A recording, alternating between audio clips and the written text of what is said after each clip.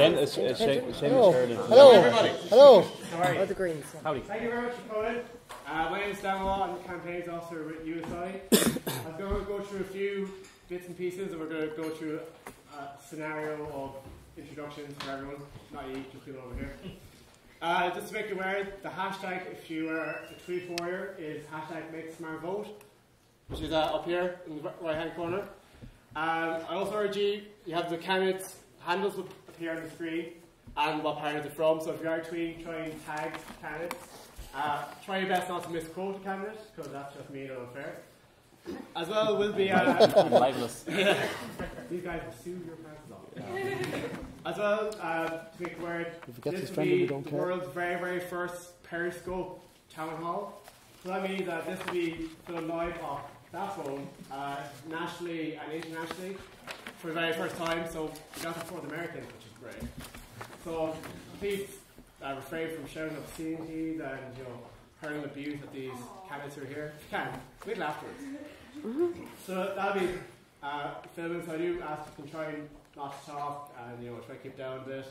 And also we'll be taking questions off Twitter on the hashtag, which I'll be curating, and then we'll pass them to the chair, who will then read out your questions.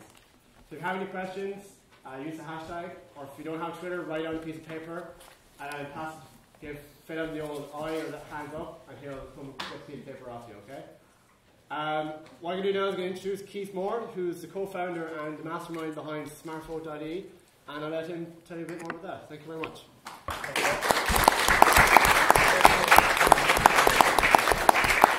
Basically, I started SmartVote to solve a problem I had myself really in the local elections. There were 23 candidates in my constituency. There was no one place I could go to easily compare their policy positions. I didn't like posters or flyers, so I thought to myself at the time, there has to be a better way to make an informed voting decision. So I did a postgrad in UCD in the summer of 2014. I used that time to come up with possible solutions. So I interviewed about 500 students initially, and showed them initial prototypes, kept changing it until I came up with a decent enough model. I tested it in UCD student union election last year, and we got about 2,000 students using it.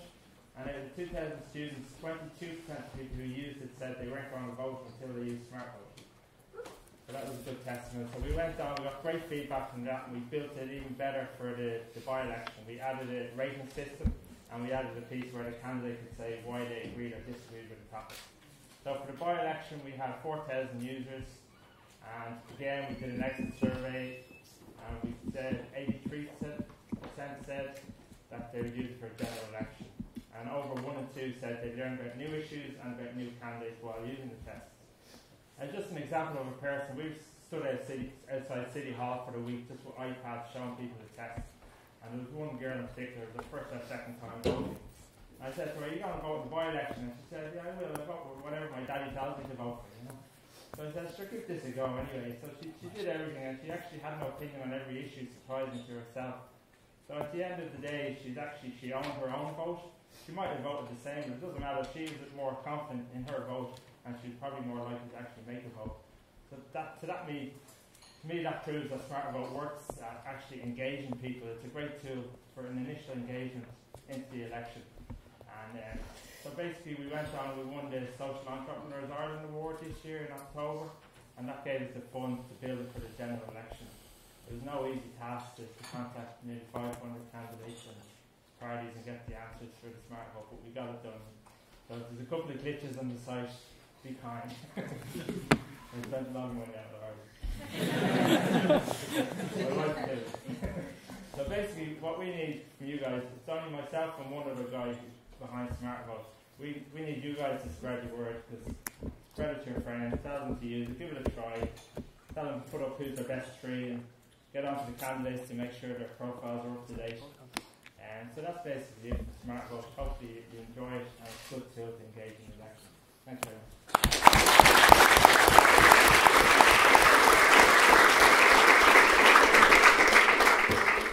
Good afternoon, and thanks a million for coming along. Especially like to thank NUIG for hosting this event. My name is Féin, and I'm the Western Area Officer of USI, and I'm just here to give you a quick rundown about how this evening is going to go. In a few minutes I'll introduce you to your chair, who's going to introduce all of the candidates here this evening.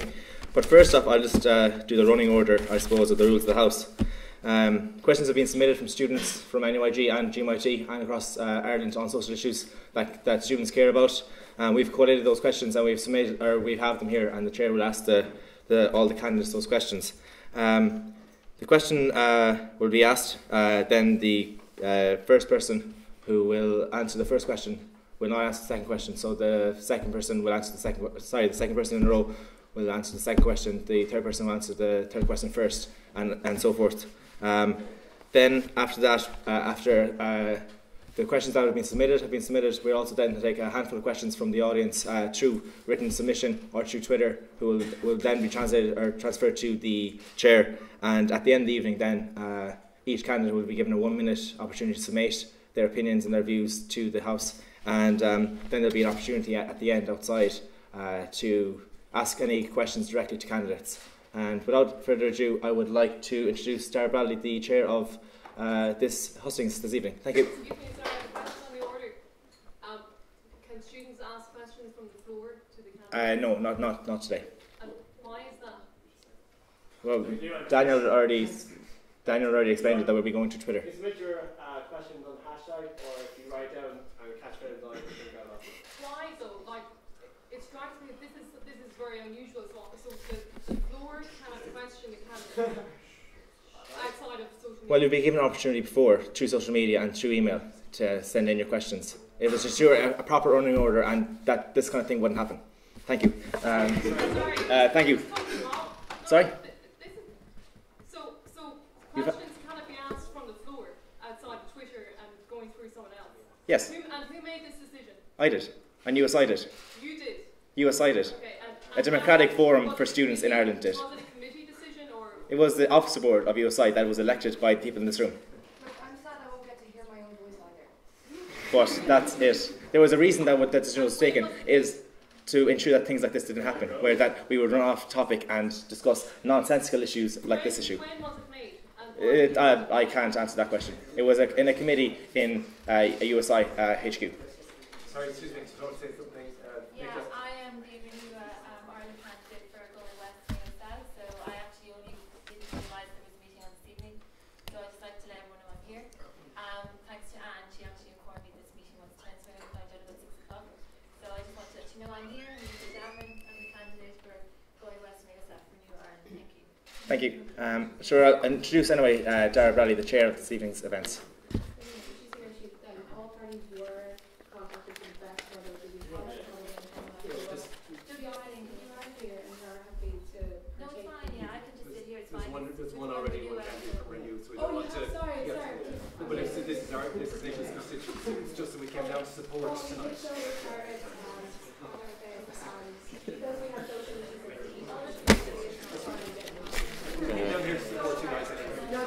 Thanks very much, Féin. Thanks for inviting me along. That's it's an interesting start to the evening. Just before I introduce the candidates, firstly I'd just like to say we're all here and we're looking forward to lively debate. I was looking around earlier on and I could see a few political plants in the audience. I can see a few baby blue shirts up there who are here for the free pizzas, and a few from Labour Youth and Social Democrats. I'd just like to say beforehand, regardless of your political persuasion, I'd hope that you'd all afford the candidates the respect that they deserve and not to interrupt while they're speaking. Also, just respect is a two-way street, and I would ask the candidates to respect the audience as well. They're very well educated, they know their stuff, they know their politics, they'll know if you're talking nonsense. So let's not insult their intelligence. Let's keep the bullshit to a minimum, and we'll keep the straight answers and honest answers if possible. I'll introduce the candidates now. First up is Niall O'Toole.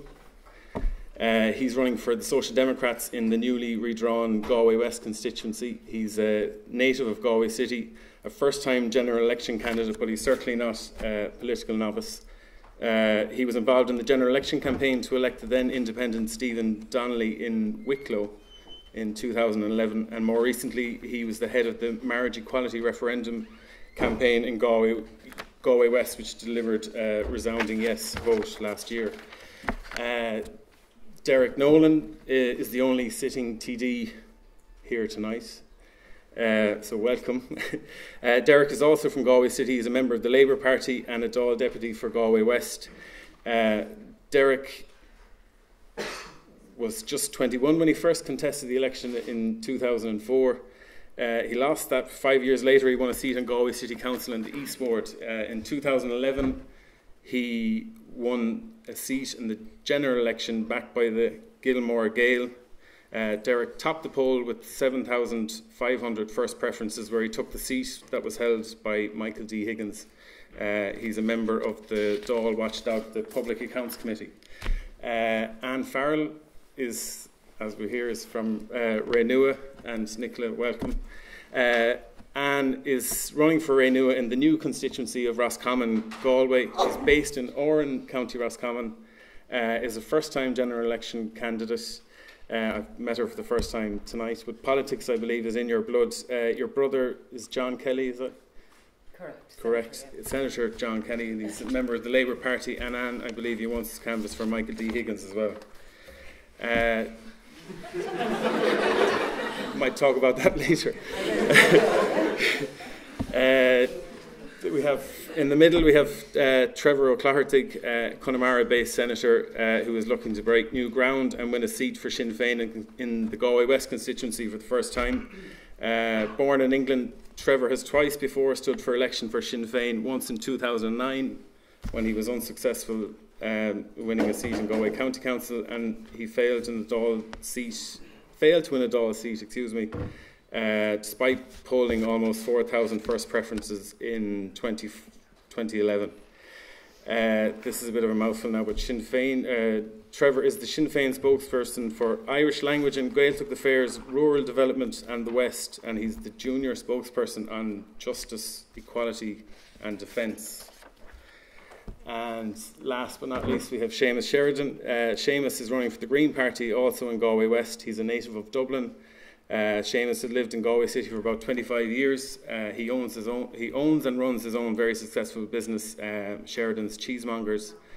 Seamus is a first-time general election candidate, but he did contest the local elections in May 2014. He lost out in the City Central Ward just by a handful of votes. And Seamus is the Green Party's spokesperson on agriculture, food and marine.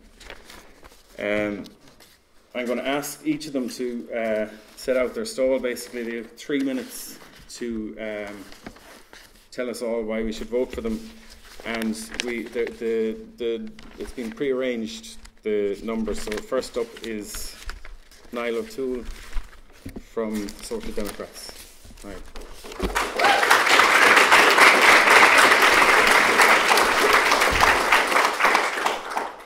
Hi. If you had told me a decade ago when I was a student that I'd be here as a candidate running for election, I'd have thought you were mad. I never really expected to or even wanted to get into politics. I was never political or party political whenever I was a student.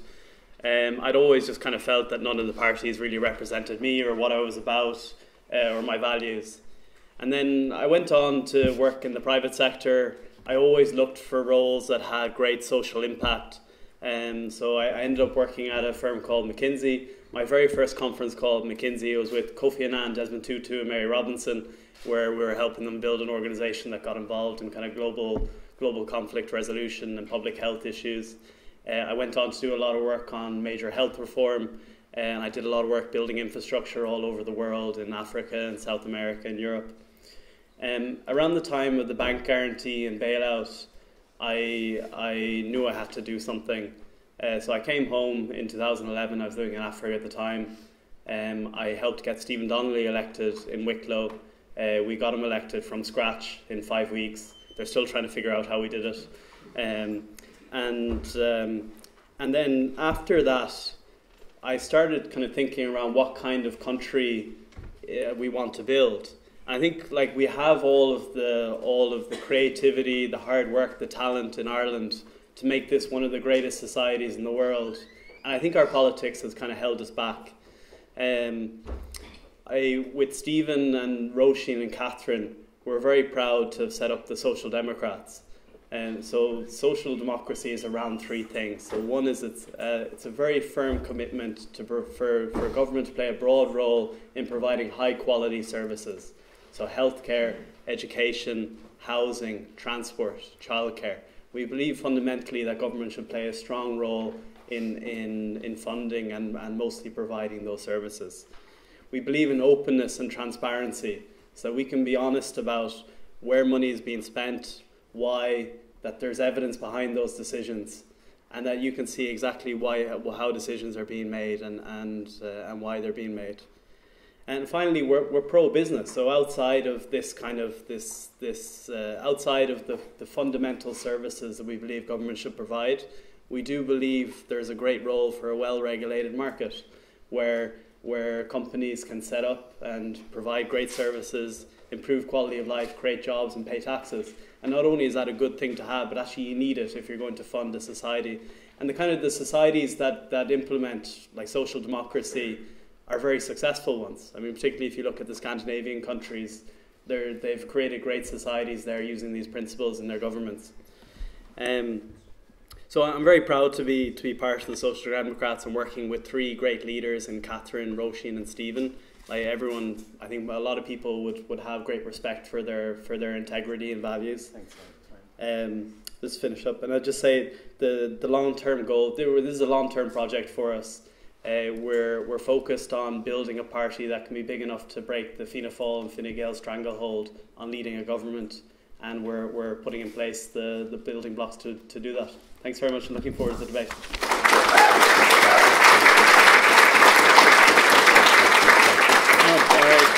Derek Nolan from the Labour Party.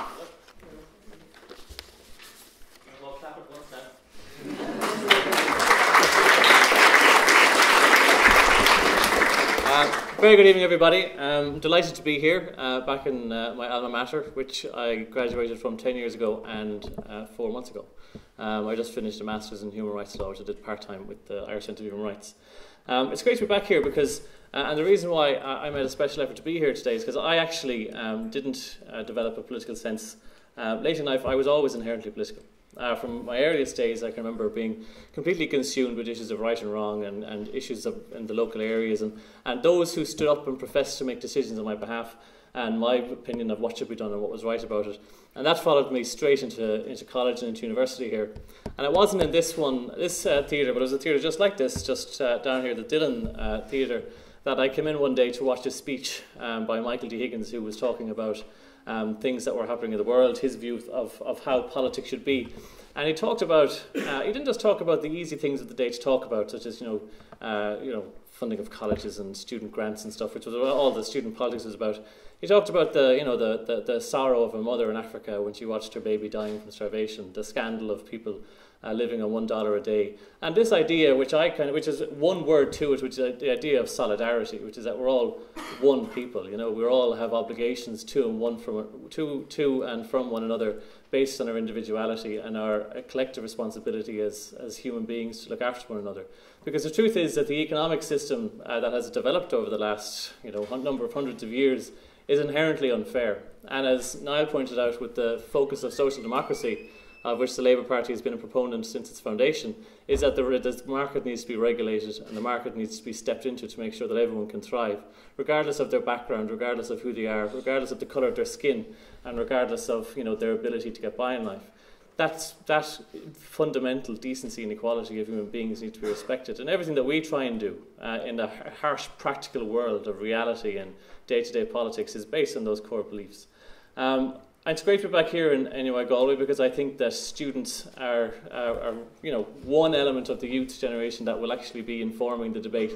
And the fact that you're all here, by the way, on what day is it? On a Tuesday evening at 7 o'clock, means you're all very weird. Like, you're like me when I was in college. I mean, ordinary students aren't here. They're off having fun, they're doing their college studies. You have an interest in the world and in the politics and in the society around you, which is to be incredibly cherished and dealt with seriousness. I would say that the Labour Party, of which I'm a member, is getting a lot of bad press over the last couple of years, some of it unfairly, some of it perhaps a little bit fair. But its fundamental task it set itself over the last 4 to 5 years was to pick this country up off its knees. When I got elected in 2011, I can remember knocking on doors right across the city, be the east or the west, or even in the county areas. And people, women, I remember, because I was only 28, women 2.5 times my age in their 60s, crying in despair that their savings have been wiped out, that their children have emigrated. That sense of despair and hopelessness is gone. Well, the important question, I'm going to finish on this because Dara is saying it, the most important question that you have to ask yourselves and the electorate have to ask themselves is, what kind of a society are we going to create over the next 5 years? Are we going to go back, hand over the economy to a bunch of chancers, developers, speculators, a golden circle, or are we going to build a sustainable economy that benefits everybody and not just a golden circle? Thank you very much.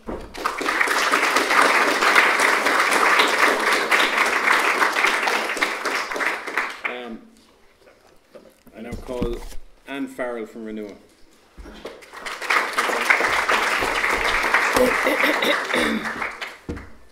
I'll be coming to you from a different perspective. The chairperson introduced me as someone that had some political background, and I do, and because there's some interest shown in my Labour affiliations, let me tell you that I literally fell into that. And Michael D. Higgins was such an inspiring lecturer, and it's 30 plus years ago since I sat where you're sitting now.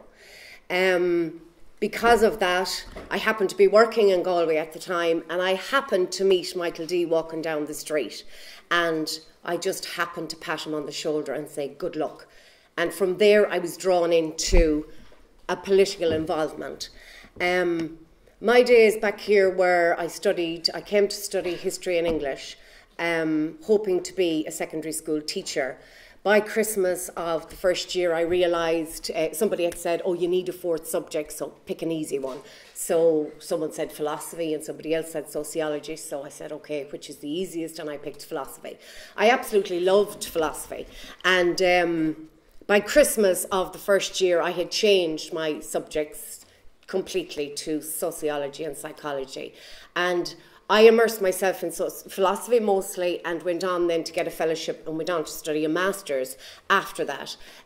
Following that, I left because I think I was just studented out at that stage, and I went out to work as a part-time community welfare officer here in the city and in other counties. That gave me my first insight into families. I got involved in child protection. That gave me my first insight into the inequities and unfairness, perhaps, that women and mothers face. And for that reason, I have presented myself as a candidate. But following that, I finished a law degree here after that, and I had every intention of being a single, badass lawyer. And I was going to make every man pay for the injustices that they had carried out on their female partners. And I know that sounds shocking, but that is exactly the way I felt. However, I never say never, I fell in love. The last thing I had ever expected to happen to me, I got married and I had 3 children. I have 3 children now, one gone off to university, one coming here next year, and the other one sitting a leaving cert. So I'm coming to you as a mother, and some of the things I would have said to you as some of the younger candidates would be different if I were younger. But because of the experiences that I've had in the last 20 years raising my kids, I am speaking from that voice. So anyway, they'll come up in the questions. I've worked the last 20 years as a community welfare officer full-time. I job shared so that I could have the experience of being a mother and being there for my kids. I consider that the greatest education I've got. So for you as the student sitting here in front of me, I believe that you are very smart. My children taught me things I didn't think I could be taught. So I am here to listen to you, and I am here to learn from you, because one of the things I'm hearing on the campaign trail every day from youth is nobody listens. I want to listen. Thank you.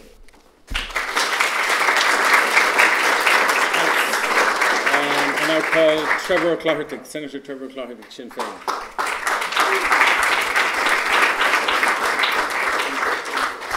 Tribune Maggie, agus is mór an honor a venture reached in Ollscoil the Hayden Galia wore mask. I have very fond memories of this lecture hall. I came to NUIG and I did commerce, but to tell the truth, I actually did more drama than I did commerce, because I got involved with Cumann Drámaíochta and Dramsoc, and ended up sticking with the Cumann Drámaíochta because they had better parties at the end of the productions. But we had an interesting episode, and it's a cross-party affair that happened. I was doing accountancy with a fellow called Leo Hawkins, and we decided one year before Christmas that we didn't want to have our accountancy lecture the last Friday before Christmas. So we asked him, could we take it over? And he says, well, if you take it over, what will you do? And I said, sure, we'll have a concert.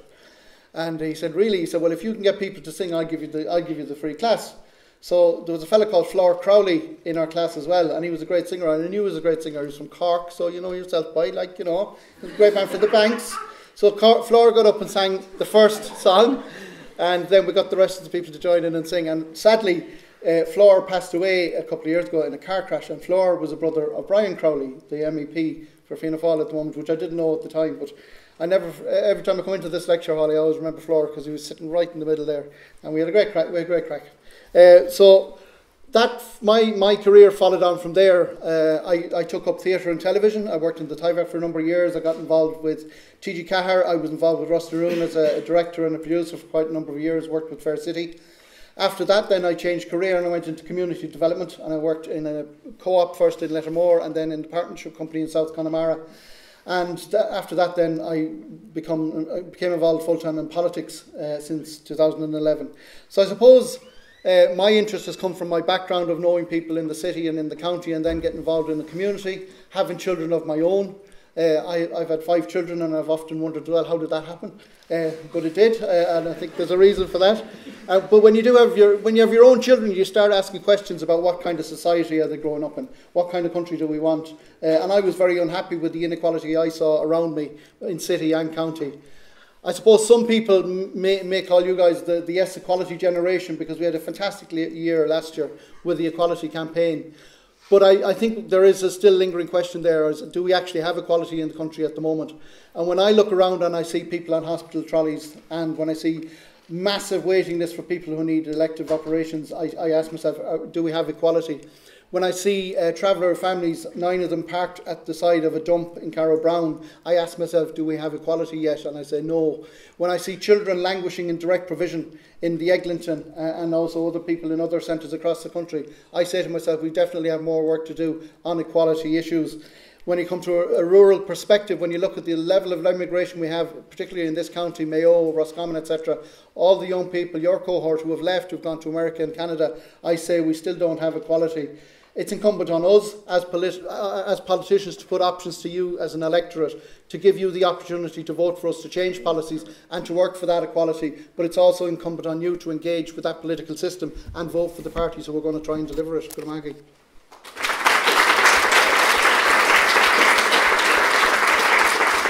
And finally, Seamus Sheridan from the Green Party.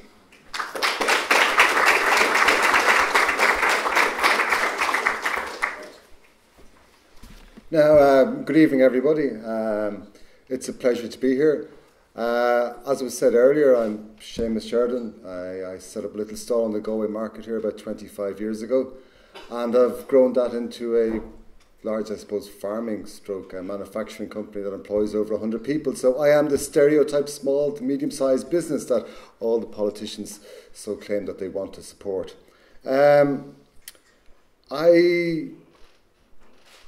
When I look at my last 20 years in running Sheridan's has brought me into politics kind of through the back door, but what I'm really fascinated by is job creation and how all of us are going to run an economy, particularly over the last 5 years and the next 10 years. And it's about creating balance between inward investment and creating our own indigenous employment, and how, as the Dáil on its job of legislation, how it can encourage a kind of robust and more resilient economy that can go into the future.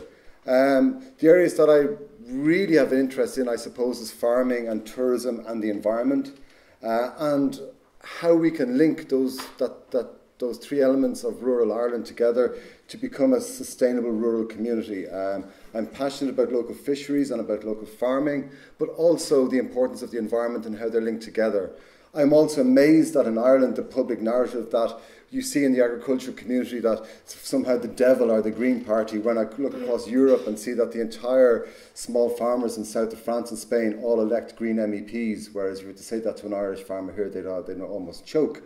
But it's through my work in cheese is a very controversial issue, so I got I'd never been to college, but right from the start I got involved in science, particularly plant science, agricultural science and microbiology. I've had some massive court cases that I've had to fight over the years regarding preserving food processing and the food legislation. And through that I have worked an awful lot with food education, health policy. I served on the North South Ministerial Council of Safe Food. I was a founder of Slow Food here in Ireland. And as been mentioned, I was appointed Green Party spokesperson, Agriculture and Marine. And so I got involved in politics. The first time I really got involved in politics was at the last election. I was out canvassing for the Greens, canvassing for a small party that believed in social justice, democracy and equality. So the venom I got in the door, I really feel, Labour's time will come again.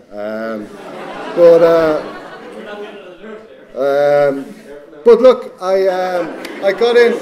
Over the next 5 years, I got so involved in policy because the Green Party are a party that is motivated by forward-thinking policies, and that's what forms the structure of the Green Party. And if you want to understand our policies, I think you should really go and read Niall O'Toole's policy document for the Social Democrats, because they more or less lifted half of it. But anyway, but that aside, the Green Party are also a cultural party. We are proud to be an Irish party. We're running constituencies in we're running candidates in every constituency in all 32 counties. For all of you political scientists, you'll know that there is an election going on in the north as well. And we have also got the highest proportion of Irish-speaking candidates, not including me, Trevor, you'll be glad to know. And I suppose my last jibe for Renua is that I just want to point out that you can create jobs, pay your taxes and not be in a right-wing party. You can be in the Green Party. Thank you.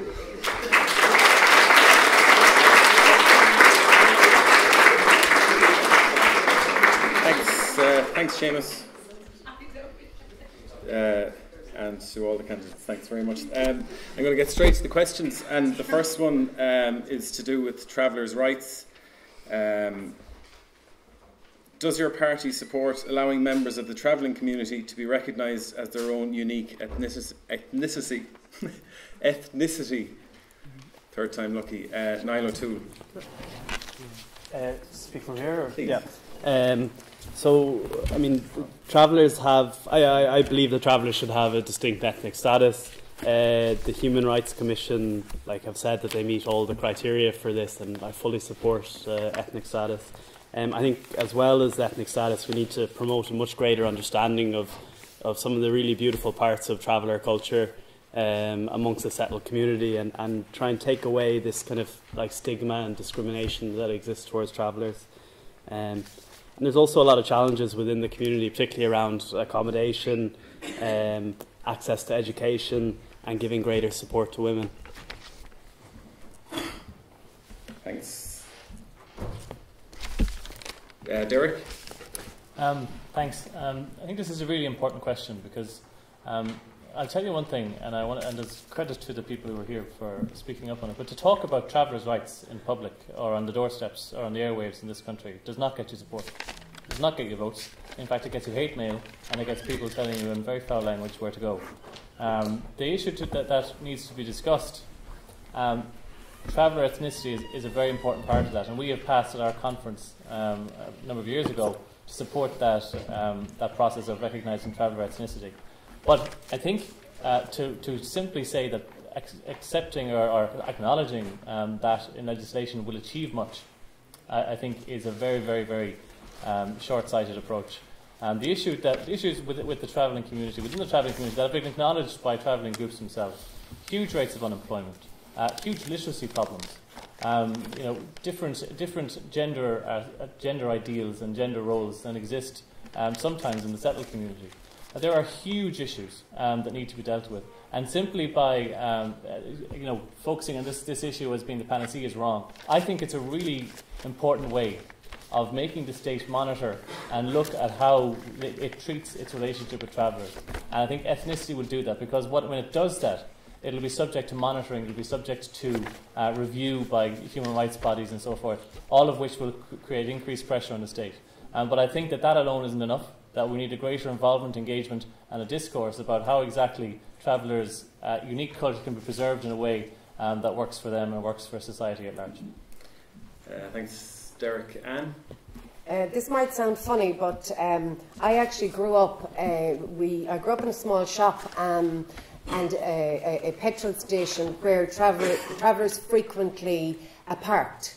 So there was no stigma. As a child growing up, you don't grow up with that thing in your mind about other people. You just accept them for who they are. So I actually grew up with them, and as I progressed into both as a student, part-time work as a community welfare officer, and particularly when I went back to a rural constituency, I worked with the travellers and in the halting sites. And Derek is right. People don't want you to talk about treating travellers, or any other minority group for that matter, equally, because now, since the recession, a frequent comment is, we have to look after our own. Now, I know, and you probably know better than that, but however, in relation to the question, I believe, yes, of course, a travelling community should be treated the same as everybody else. I have worked with some of the women in the local women's network in different projects in the areas. They are the movers and the shakers in the travelling community. And as a woman who has thrown myself into this now, I would say the same thing to women in the travelling group and to other minority groups, as I've said on the doors to people that I've met, from the Muslim community, of whom we have a representative, to the Polish, Lithuanians, to represent their communities. And I say the same to the travellers. There are great women in the travelling community. They're the ones that shake the dust off, and they're the ones that move forward. Thank you. Thanks, Anne. Trevor? Yes, Sinn Féin do believe that traveller ethnicity should be recognised, and because of that we did bring forward the private members' bill, which was voted down by Labour and Fine Gael this year, unfortunately, to recognise that ethnicity.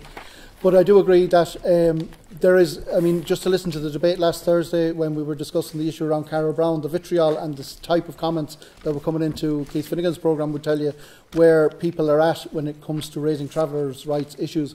But I tell you, if you've ever have a half an hour to spend, go out to Cara Brown, visit the people on that site, and just take a smell of the smell that's coming from the dump. Now, the people parked at Cara Brown are parked illegally, but the actual halting site is only 200 yards away, and it's still next to the dump, and it still stinks.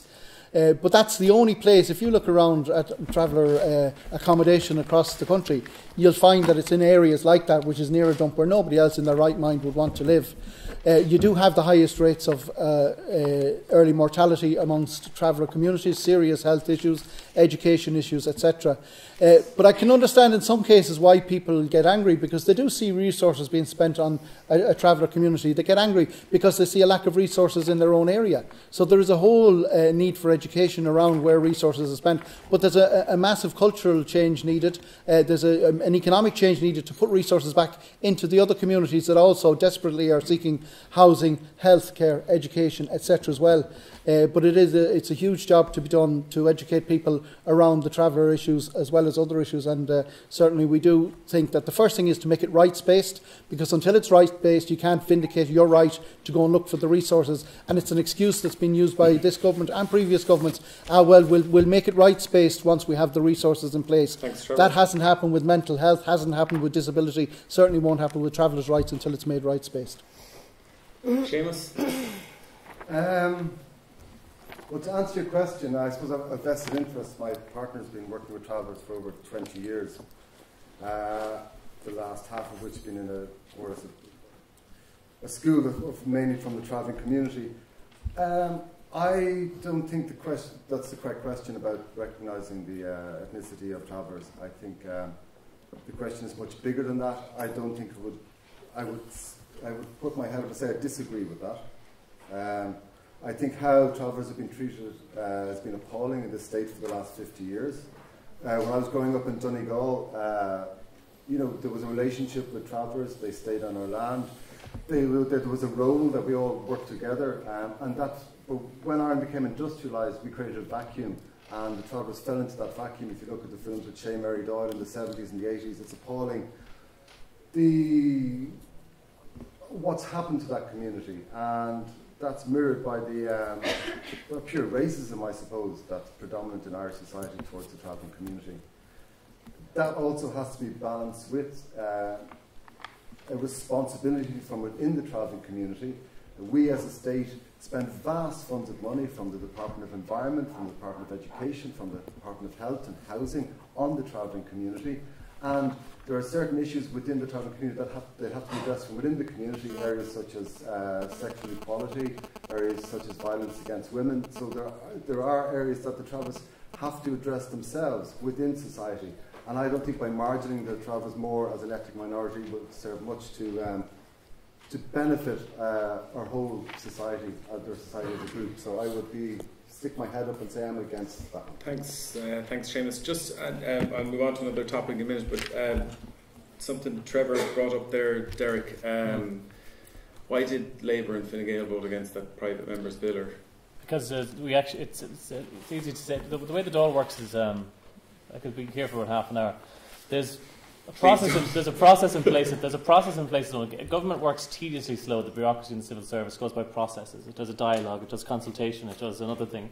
At the moment, we've started the process on a traveller and Roma inclusion strategy, and that has 3 tasks. 1 is to scope what the issues are. 2 is to consult, and 3 is to create a detailed plan. It's at stage 2 at the moment, which is involving the discussions with the different groups. We want to wait the outcome of that, having talked to the travelling communities, the Roma groups. Are you in favour of what the bill they brought forward? It wasn't a bill; it was a Dáil motion. But yeah, we are. Yeah, absolutely. Yeah. But you voted against it. As I just explained, we can be. You can be. I mean, you can be. You do this. By the way, Sinn Féin do this all the time. They had this. They had this like, we put forward this motion. Tell it as it is, voted against it. Yeah. You're full of it. That's how it is. We move along. Second question is about repeal the 8th, and basically, will your party ensure that a referendum on repealing the 8th Amendment of Bunnock na hÉireann is put to the people? And first up is Derek Nolan. Yes, we will. We have been to the fore of this issue for 40 years. We were one of the few parties in the state who canvassed against the 8th Amendment in 1983. It cost Michael D. Higgins his seat in 1982 because he took a principled stand against it. We have been to the fore in ensuring that the issue has been dealt with in the last government as best we could. We got the X case legislated for. Believe it or not, that very minor piece of legislation almost brought down a government, but we insisted it go through. We have been, since that point, advocating very clearly the need for the 8th Amendment, but not just saying we need to repeal the 8th Amendment. We've done more than that.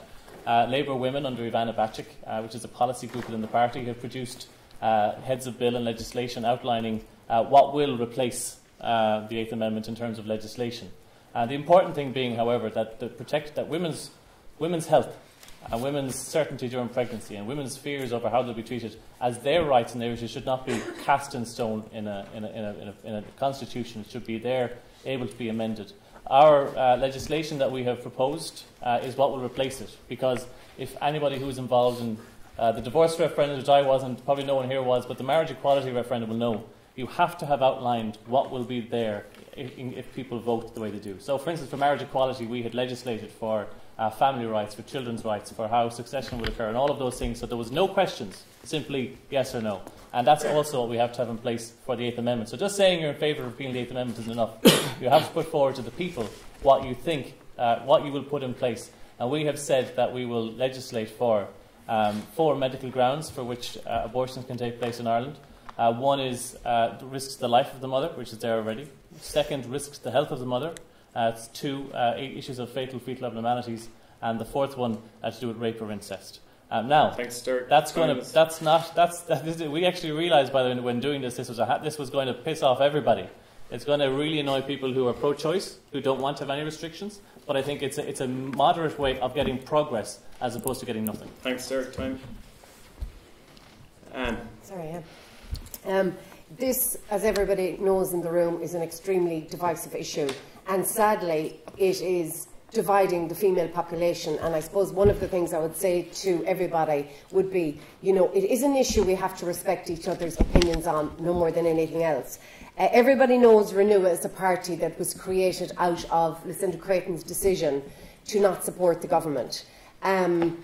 She was labelled in a certain way, but actually what she was doing was she was laying down a marker that she did not want to be compelled on a matter of her own moral conscience to be the party whip to be applied. That was the basis on which I became interested in how could somebody be that progressive to even contemplate forming a party that would allow their members that freedom. And if we don't have that freedom, we have nothing.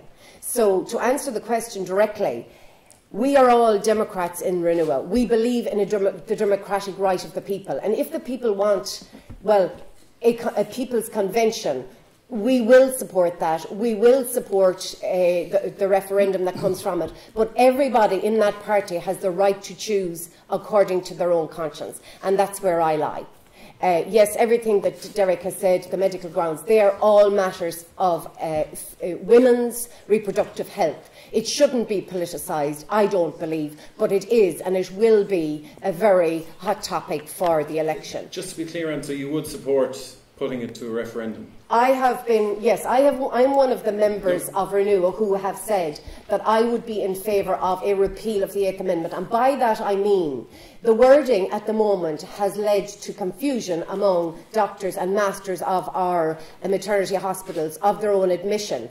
If they require clarity, and I'm thinking that I have 2 daughters, 20 and 17, I want the doctors, I want the experts to know what they're doing. I don't want them to be another Savita. So that's where I lie. But I want to see a wording that is put to the people where all the stakeholders, no extremes on either side, all the stakeholders, particularly the women who are involved, to be centre to the wording of what will replace it. That's Thanks, what Anne. I want. Thanks, Anne. Trevor? Yeah, I mean, Sinn Féin as well are in favour of a referendum, and we're also campaigning for a repeal of the 8th Amendment, and that abortion will be allowed in very limited circumstances for fatal fetal abnormalities, rape and incest, etc. So, yeah, that's basically where we stand on it, and that's what we will be campaigning on. Seamus? Yes, I've publicly stated that I'm in support of repealing the 8th Amendment, and I'm very glad that all of the people who have signed that, all the boys here have signed it. What I would like to point out first to address Derek's concern with the repeal date, what you put in its place.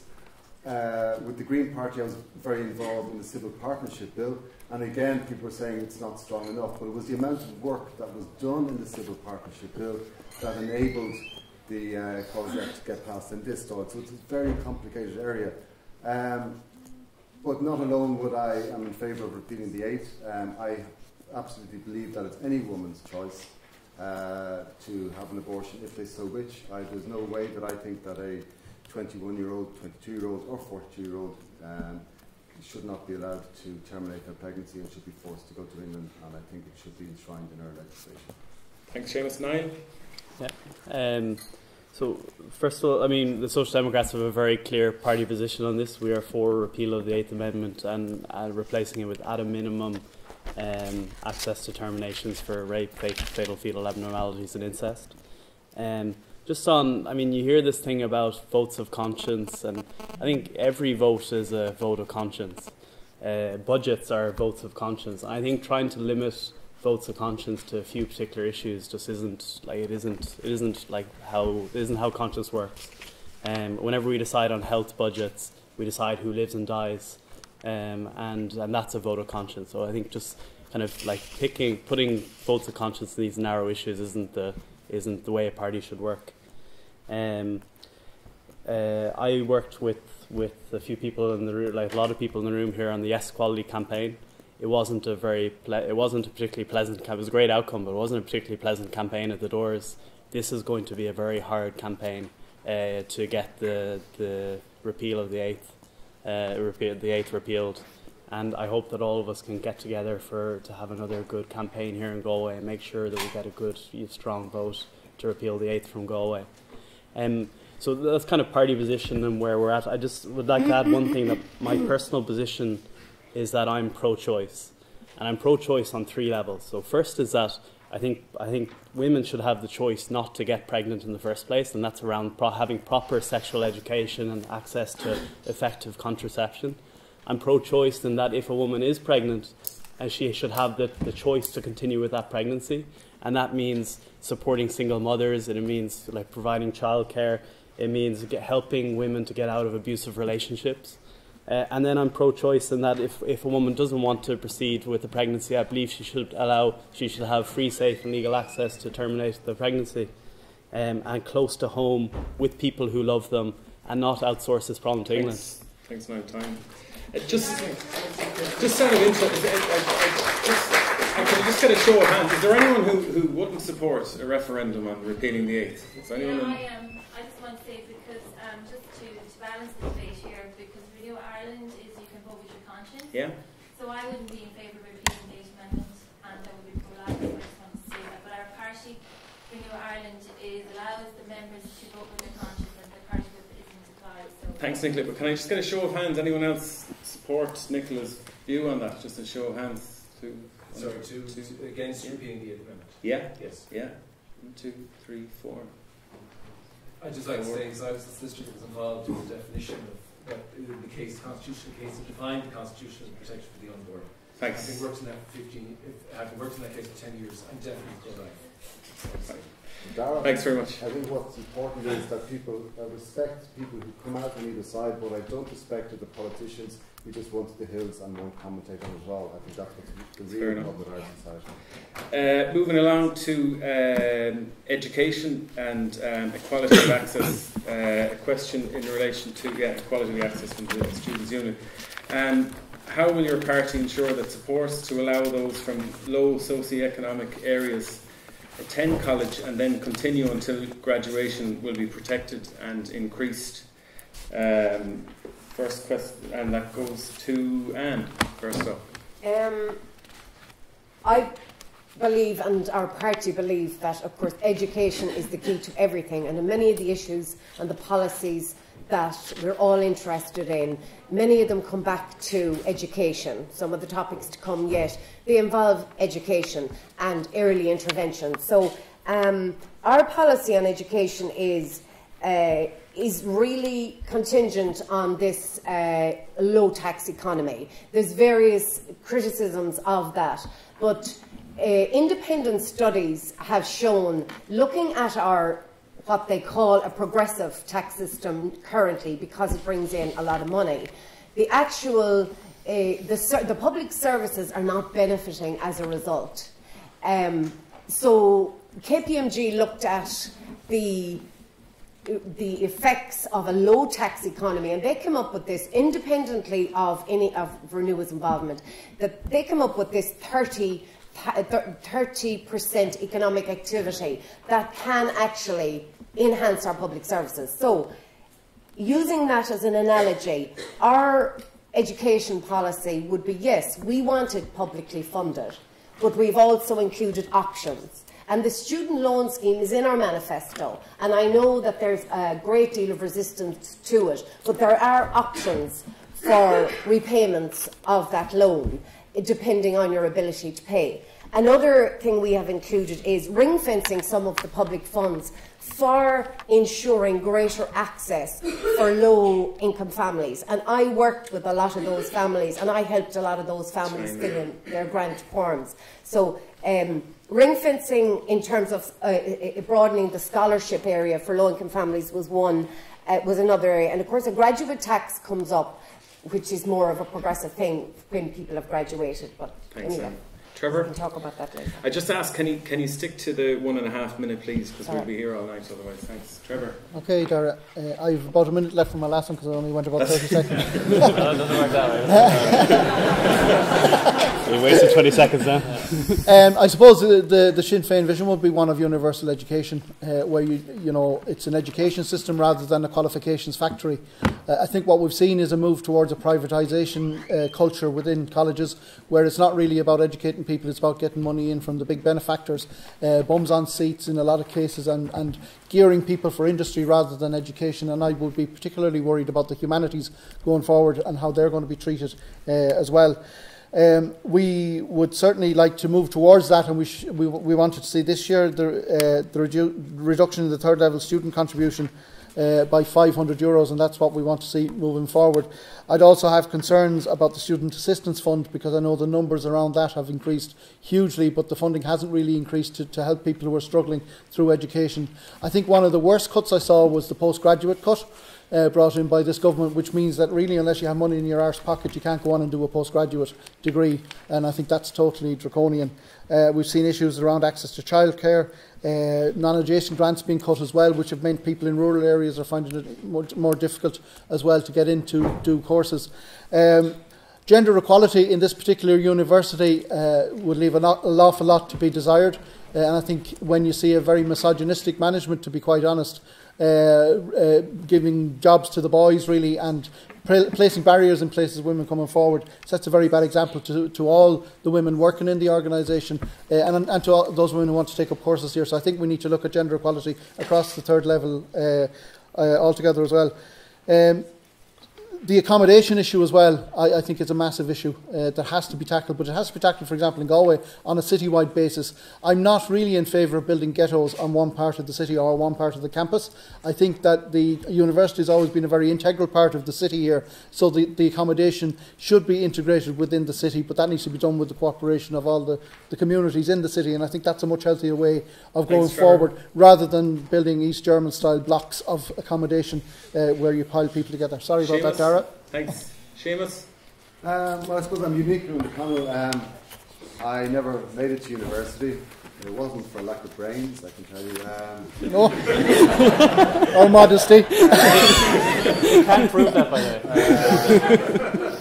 It was, I suppose, back to inclusion in the 1980s, kind of the Dublin PAY workers, that you were absolutely excluded. I went to Sing Street, nobody in my year went to university. Can you imagine that? Nobody in my year. If you're brainy, you reflect off to the jazz, like if you're going to get the 6 A's. Anyway, so coming from that point of view, part of me thinks that sometimes universities put on too high a pedestal when we're looking at it. And again, we're ignoring the potential of apprenticeships, we're ignoring the potential of the Institutes of Technology, which also are further education. And again, if we want a robust and resilient economy, we've got to respect people in all forms, in all different careers. I have got 2 young friends. One has just graduated on to 70 grand a year with a tech company, and the other is earning 25 grand a year as a butcher. And I know which kind of job that I would be more relying on through the next 20 or 30 years. So it's how we balance that. But then back into my involvement with universities, because I got involved so much in food legislation and microbiology through cheese and all that bizarre world, I've become very close to science, particularly in plant science, genetic engineering, synthetic biology. And what I have seen, to echo or agree with Trevor, is I'm very concerned about the industrialisation of further education. And, when I was at a synthetic biology conference in Cork, these brilliant young kids saying their fantastic inventions, doing their presentations, was all about, we've got the potential to upscale this to a £1 billion company, as opposed to using science for social justice and the bettering of the environment and bettering of everybody on the planet. And I really think that unless we look after universities, that lovely serendipity that comes with discovery, we're going to lose forever, and we just be continually corporatised. Thanks, Seamus. And thanks, Seamus. absolutely, on the accommodation, I think it's... We'll get back to accommodation later. Thanks, Seamus. Niall? Yeah, so if you strip away all of the kind of the arguments around the social benefits of university, let's just take away all the things about the rights and wrongs of university. It's actually a great economic investment in allowing you to go to university. And this is from a taxpayer perspective, because like whenever you go through university, you're going to end up with better jobs, you're going to end up paying more taxes, and so it's a great investment for the state to be investing in your education. At the moment, we're below EU average for funding our universities, and I don't think that's a healthy thing for our economy. So we want to progressively increase funding to the EU average. We want to cap the student contributions to 2,000 euros. And then in terms of, and really like your access to and the quality of your education shouldn't depend on how rich your family is. So we need to restore maintenance grants to postgraduate students. We need to invest in lots of great access systems that have already been started up and are working very well. And actually, one of our candidates, Gary Gannon, who's running in Dublin Central, is actually a product of the access system in Trinity. And so, if we're doing this, then we can make sure that we have equal access to education. Thanks, Niall. And Derek. Thanks. I just follow on because Niall mentioned it was the access programs. We have introduced just in the last number of years very, very targeted access programs. And the question was about people from disadvantaged backgrounds. I think it wasn't necessarily about the general third level education. To travellers, particularly people with disabilities, people from groups that traditionally would feel excluded from third level education as not being away. But I wanted to follow up on Seamus's point, which I totally agree with, which is that education for those who finish Leaving Cert or even beyond isn't exclusively a third level, isn't exclusively university or third level domain. One of the big things is fitting what people's needs are and what people's skills are. And not everybody wants to sit down and read books for 3 years. Some are really good with their hands, they want to be apprenticeships, some are really good with food, and apprenticeships is the way to go. So we plan to introduce a far more rigorous apprenticeship program through the Apprentice Council, 50,000 apprenticeships over the next number of years. What we also want to do is realise that once you leave university, you may start to work for a few years. You may realise, Jesus, I hate this, or you may actually have not got skills enough along the way. We need to make it lifelong. So we want to fund 100,000 places over the next 5 years, so the people who are in work and may have found themselves stuck in a rut or stuck in a corner of work can access these institutions, and they're not just the purview of people who are leaving cert like I was and you are, most of you who came in here. But everybody, they're part of the community, not just a stage in the education system. And then we want to make sure that we continue to do a little bit of what we're doing at the moment, which is that 50% of students in third level are getting grants and have their fee paid and don't pay fees and have a grant contribution. We also want to realise and to accept that those who are paying the student contribution charge it's gone too high, and bring it down by €500 also.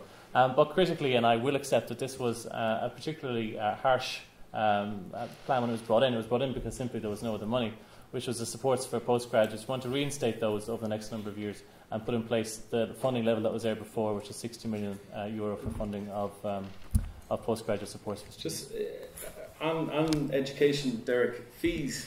Yeah. You said you wouldn't increase them, and you did. Yeah. Shock horror. I was expecting the question, it's not one that you look backward and say, God, I'm glad we did that. There was, first of all, we didn't win the election, but I give you the politics of it. The politics of it was that we were faced with a coalition partner who wanted to bring in a graduate tax. And I don't know if any of you remember this, but this was a well worked out Fine Gael plan, which wanted to eventually, which wanted to move away from the idea of state subsidised, where everyone would pay the full cost of their fees, and that they would pay it back through a graduate tax over 10-15 years. The compromise was an increase in the student contribution charge. And while it was not what we promised we would do, what it did do, and what is a very critical, and I think it's a good thing, is it left in place a system that you can begin to reduce it again. The reason we put the charge up wasn't because we got a kick out of it, or because it was fun, or we hate students. Because there was no money and we needed to fund third level education, and that was one of the areas that we could increase. We could get a few more bob in. Plenty money for Irish Water. Yeah. 800 million. Big clap there. So the idea was to continue. The idea was to bring it up, so we could bring it down again, and maintain the current structure, which is that the state pays the vast majority of people's fees. It's not a wonderful answer. It's the truth, and we will bring it down by €500 in the next. Just out of interest, Niall, would you reduce them? Niall, Trevor, or anyone, would they reduce them? But Niall first, would you reduce them, and how would you pay for it if you were to reduce the fees that were increased under this government? Yeah, so we would cap fees to €2,000, and the reason why we're doing it, and we're being a bit unpopular in that we're going out to the doors and we're telling people that we don't believe that there should be tax cuts over the next few years. that our public services, education, health as well, are in such a bad state of repair that we can't afford tax cuts if we're going to fix those services. And so this is one thing where we're going to be able to afford to, if there was a social democratic government, we would be able to afford to reduce student fees because we're not promising tax cuts. Trevor, would you? Yeah, we've promised a €500 reduction in the first year of government. But what we want to do is overhaul the grants. How are you paying for them though? We're paying it from the tax that the people here are paying themselves. I mean, it's political decisions. Derek talks about. Can I just say your policy is the exact same as ours?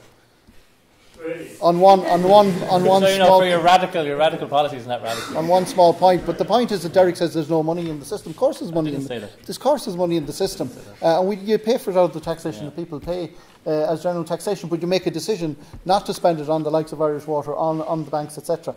So what we do want to do is see an overall of the grant system anyway, because it's about the access. It shouldn't be how much money you have in your back pocket. It should be about your ability to actually undertake a course, and nobody should be barred from entering an educational course at third level because they don't have the money in their pocket. Seamus, quickly, yes. Yeah, the Green Party's policy is similar. They want to freeze the fees currently. Freeze them, not reduce them. Well, yeah. Again, we're not, as Niall said, we're not a party of increasing taxation. We're a party of the left, and we support such things as property tax and water tax because we're a left-wing party. And fees? Yes, again, contingent on a low-tax economy, which has not got everyone's, heart racing like it has mine. The possibilities and the vision behind a flat tax. That there will actually be better. Our health service is in chaos, that is for sure. Our global our ratings in education are sliding. Public funding should fund our education system, but the revenue isn't going into it. So with our allegedly progressive tax system, why isn't the money reaping rewards? That would be my question. Thanks, Emil. The next topic is LGBT rights, and if I may, we've got a few questions from the audience that are quite interesting. So if I may, I might just get a yes or no answer on this one and move on to another topic, because there are a few that have come from the audience that we might get to later that are possibly more interesting. But this one, a man who has ever had sexual contact with another man is strictly banned from donating blood. Do you support repealing this blood ban? Yes or no? Yes. Yes. Yes. Yes. Yes. Yeah. Yes. Is it yes or no? Is it everyone? Yes or no? Okay. Moving swiftly along. I was being polite and waiting for my turn. Maybe I won't be polite the next time. I was at Eton Meet in London in 1988, which is I'm also a student of how does your party intend on tackling drug culture and drug use in Ireland, and what is your party's stance on decriminalisation of drugs for personal use? And first up is Trevor. Yeah. I suppose what we've seen is a huge, people taking drugs as part of a much broader cultural issue that we have, which is linked to the addiction problems we have in the country, which tie into alcohol misuse, etc. as well. There's a lot of socio-economic issues relating to people using and abusing drugs as well. So we don't have a glib answer that we do this or that. I mean, you need to look at the underlying socio-economic situation that people find themselves in. We've seen a huge cutback in addiction services, particularly in the West. We've seen cutbacks in mental health services here in the West as well, and a lot of people have been finding themselves in difficult situations, and a lot of those people turn to drugs to try and address the issues that they have in their lives. We have concerns about the decriminalisation of soft drugs, because we do feel that they can be used as a gateway into harder drugs. But by far, the bigger issue is the misuse and abuse of alcohol in the Irish society, which again isn't being addressed. So we want to, put more financial supports back into that area of the health system as well, so that you have enough counsellors available, social workers available, etc., in areas where they are needed. It might come as a surprise to people that there is actually no social worker available, for example, in the whole county of Galway for people between 18 and 65. I noticed Derek nodded when I said there's been cutbacks in mental health services, but all you need to do is to look at the closure of St Bridget's, issues we've been having in Galway. That's on, yeah. Thanks. So that's basically where we're at. We're not in favour of blanket decriminalisation of drugs, but we certainly want to see more supports put in place to support people who are having issues in their lives. And a lot of these as well, it's interesting now, you go to the Joint Policing Committee meetings and there are certain people who say pick up these drug users, throw them in jail and they won't cause trouble anymore. But that's not a solution either. I mean, certainly we need to work with people who have issues economically and look at the wages they have coming into their pockets at the end of the day as well. Thanks, Trevor. Seamus, Sheridan? Yeah, there's a growing group of Greens, not just in Ireland but across Europe, who are beginning to say... It's an interesting term. It's a growing group of Greens. Oh yeah, the pun. Who are building greenhouses, who are that agree with the decriminalisation of drugs. But for me, I think the start of what Trevor was saying is absolutely true. It's when we look at drugs, there's two concerns. The first is safety. So we need much more education to see the tragedy that happens in Cork during the week. So we need much more upfront information about drug taking because it's not going to stop. It's probably going to continue. But outside that, you have to look at addiction in itself. And I find it odd that we talk about drug addiction without talking about gambling addiction, without talking about porn addiction, without talking about alcohol addiction, without talking about tobacco addiction. Addiction, particularly as our society becomes wealthier insofar as and information technology and access, the society is changing a lot.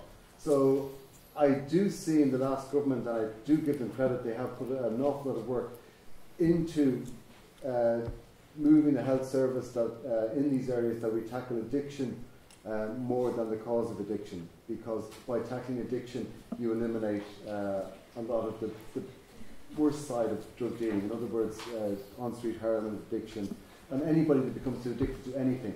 It's kind of difficult if you're kind of students here in your 20s, but as you go to your 30s, 40s, 50s, you become aware of so many more people who suffer so much more forms of addiction, and I think that has to be much more openly discussed as a society. I think the criminality that's involved in supplying drugs, not just in Ireland but throughout the globe, is one of the great scars that we have in society. And I don't have any magic solution, but if legalising drugs was one of those, then I would absolutely support it. Thanks, Seamus. Just you can confirm you haven't taken any before coming here. No. Niall? Yeah.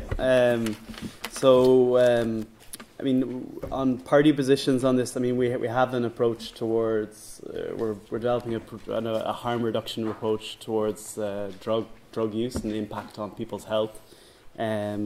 We also feel very strongly that whenever you're talking about drug addiction, often mental health issues go hand in hand with that, and you can't treat addiction alone or mental health alone. Whenever you have someone who has both diagnoses, you have to deal with it holistically as a whole. I mean, we don't have on decriminalisation. We don't have a party position on it yet. Not because like we're 6 months old. We're still getting around to developing a lot of policies. Personally, I believe very strongly that in the Portugal model towards these injection centres, and I'd have to commend the Labour Party on getting this moving. I think if my brother or sister was a heroin addict, I'd much prefer them to have a safe place to go with access to support services if they needed it. And so I think that's a very important piece of work that needs to be supported. Personally, I'm very open to decriminalisation and legislation or legalising of some drugs. I think if there's in places where it has happened, the sky hasn't fallen apart or hasn't fallen down. And if we can find a way to improve safety, to take money out of the hands of criminal gangs, then absolutely we have to look at that. Thanks, Niall. Derek? Thanks. So we do actually have a policy on drugs, unlike Sinn Féin. What we're proposing, you just said you didn't have a proposal on it. You talked about it, but you didn't talk about it. This is our proposal. You just haven't read it, Derek, which doesn't surprise me. We're currently drafting a new drug strategy, a new updated drug strategy. And it's to look at what Niall's mentioned and Niall's reference, which is the Portuguese model of how we deal with drugs. And if you compare how the Portuguese deal with drugs, they spend 90% of their time on health, 90% of their money that they spend on drugs on health measures, on interventions, and 10% on criminal justice and policing. Compare that with the United States, where it's the other way around, where they spend 90% on law enforcement and arresting people, and 10% on actually trying to deal with people who have addictions that they can't overcome. I'm not convinced that, and the policy wouldn't accept that somebody who gets caught, smoking a joint or whatever, necessarily should be dragged to court and given a criminal record for that. I deal with too many people in my constituency office, to be frank, who when they were 18 or 19 got caught by a guard who brought them to court and can't apply for certain jobs and can't go to the States or can't do a J1 because they've had this record of something which, if we're being very honest, an awful lot of students have done in their time. And if it was on their records, none of you would be doing J1s. So I mean, 70%, not all, but 70% of court drug appearances in court are for drug possession. It's an absolute waste of resources. The problem is with the drug pushers and those who are involved in criminality, and that's where the money should be put into. So that's the kind of where we're going. Now, any of you who, the wording is important. Decriminalisation does not mean legalisation. There's a space in the middle, where you fall within. So it doesn't mean that you can just walk by your guard and kind of go, "Hey, how's it going, guard?" That's not on either. There will be some kind of intervention or interaction, but it's treating it as a health problem and a health issue, and looking at it with compassion and not with kind of a right-wing kind of thump on the back or some sort. Thanks, and the same thing happens with heroin and the injection centres that we want to pilot in Dublin. In Portugal over the last, I'll finish on this. In Portugal over the last 15 years, because of those injection centres, deaths from heroin, heroin use has declined by 50% because people have been able to get help, and deaths from heroin have declined by 75%. And if that's not something that we should try and achieve here, when in 2013 over 100 people died from drug misuse, I think we should really embrace it and give it a go. Thanks, Derek.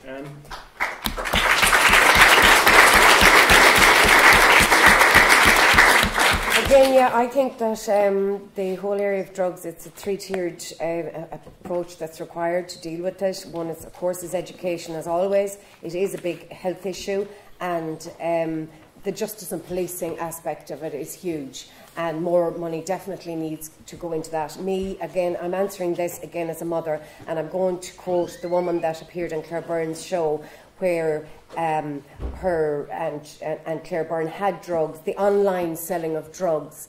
Like, it's dangerous. My advice and my answer to it is, don't use drugs. You don't know what's in them.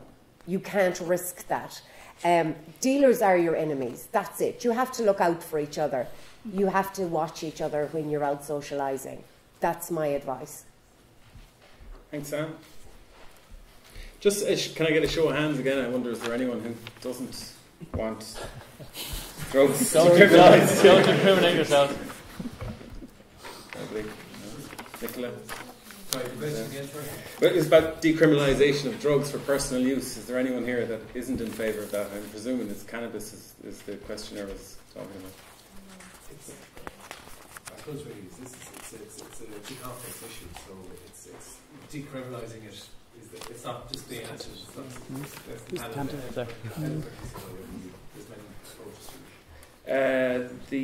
Another topic now, we're getting on to mental health.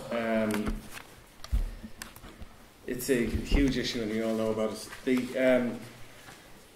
What needs to be done to support young people and their mental health in Ireland, and how can we stop young people from killing themselves, basically?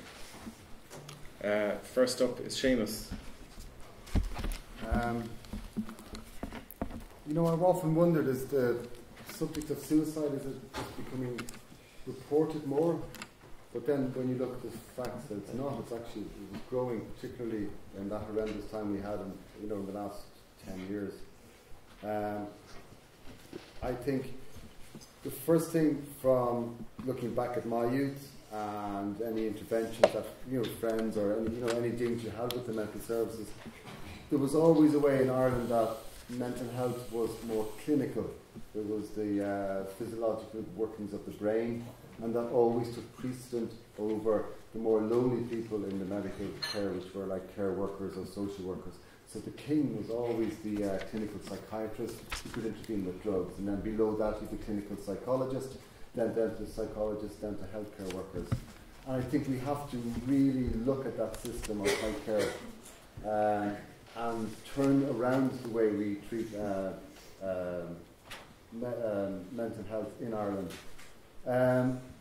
From suicide prevention for young people, I really don't know what is the solution. We seem definitely to be in a more caring society. We have got social media. People do seem to be able to communicate with each other more. But yet, when you see the helicopter coming down the curb constantly, it's just such a tragedy. Do I have any solutions? I wish I did. I think in the colleges here, I know I have friends having full-time psychotherapists who you can go to discuss is very, very good. Do I have any solutions to it? I don't, other than that we all just care for each other an awful lot more. Niall? Yep. So we hope that we have quite a range of solutions for mental health, and I think it has to start with eliminating the stigma of mental health issues. So if you are not feeling right mentally, you should have the freedom to say that, and to say that as if you had broken your leg, and it should really be treated on a par with physical health. And we need to create a culture that kind of fosters positive, a positive approach to mental well-being. And so, kind of starting with that, you need to have a much more proactive and preventative care, starting with mental health services for children and in schools. We need to have community mental health services as part of primary care. So whenever you're going to primary care centres, there would be access to mental health. There's also growing evidence that, medication will always be part of the solution, but there's a lot of evidence now that for depression and anxiety, prescribed exercise, mindfulness, cognitive behavioural therapy can be just as effective as medication. And so I think we need to have that as part of the solution. And then, particularly on the question on suicide, I think it's very important to, one of our proposals in our manifesto is to have 24/7 mental health response teams, so that if someone is at immediate risk of suicide, that there is a team there. You won't be told to turn up on Monday morning at 9 a.m. in Galway Psych Ward, that there will be a response team there that can help immediately. Thanks, Niall. Dara? I think the biggest change, which I think it started, I'm not sure it's 100% there, but the biggest change, and I think you see it from people talking about it, you see it on Facebook, people posting stuff, and you hear about it a lot. I think the attitude has actually changed. I'm not sure it's fully gone, but I think that stigma that was there attached to mental health. In the 1960s and 1970s, there were 10,000 people in prison, in jail in Ireland at any one time. And at the same time, there was 22,500 people locked up in what used to be called mental asylums. We had an attitude in this country for centuries of locking away people that were different, of putting them in a room and just leaving them on the end of a corridor, never to be seen again. That has begun to change an awful lot with deinstitutionalisation. What the government is doing, and what Labour particularly has been doing, because we appointed a minister with specific responsibility for mental health, was to implement a programme which is called a Vision for Change.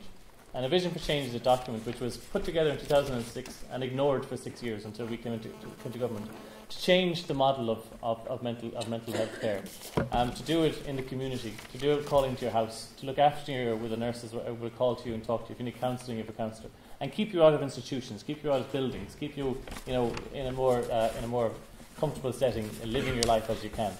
And the only area of funding, bar social welfare, which got increased funding from government over the last 5 years, has been mental health. And every year, bar one, where it was a little bit less, there was 35 million. So the actual spend on mental health and mental health services in this country is €160 million higher than it was 5 years ago. And that's been put into developing a thing called the Child and Adult Mental Health Services. Time there.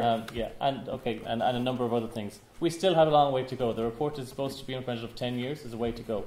But I would say there's a number of things that can also happen. In this university, there's a very, very good mental health service which has just been launched a number of weeks ago, which I'm sure the Students' Union will know about. Thanks, Derek. Do you all know about it? Yeah.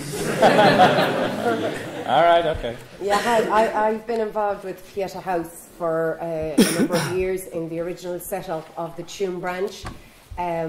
We fundraised in Roscommon for that.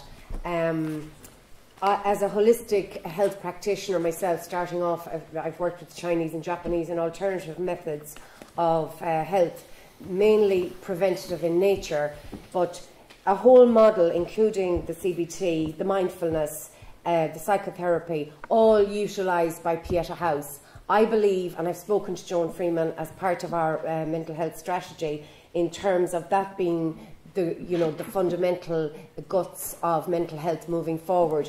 We have to detach from the institutionalised model, we have to detach from the medication model, and we have to look at the other alternatives, and they are doable. And mental health is everybody's business, from cradle to grave.